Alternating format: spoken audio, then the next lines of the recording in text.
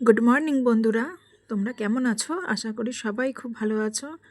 যেটা প্রথমেই বলার সেটা হচ্ছে বড়দের প্রণাম আর ছোটদের আমার তরফ থেকে অনেক অনেক ভালোবাসা দিয়ে ভিডিওটা স্টার্ট করলাম। আর দেখো ভিডিওটা এডিট করেছে আমার ছেলে।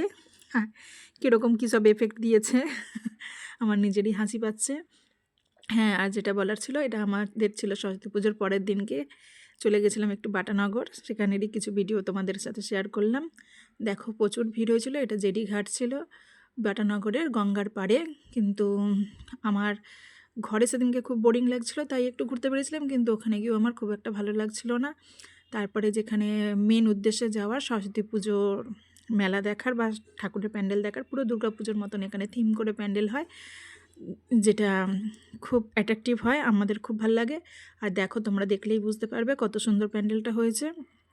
এখানে পুরো মানে কিছুক্ষণ কিছুটা ছাড়াই প্যান্ডেল হয় এক মাঠের মধ্যেই।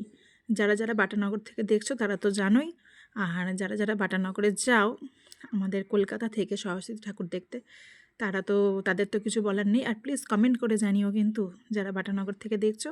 আর তোমাদের যারা বাটানগর থেকে দেখছো না বা বাটানগর চেনো না, তোমাদের ভিডিওটা কেমন লাগলো একটু অবশ্যই জানিও। আর কলকাতায় যারা থাকো তাদেরকে বলবো, সরস্বতী পুজোয় যদি টাইম হয় একটু বাটানগর ঘুরে এসো, তোমাদেরও ভালো লাগবে।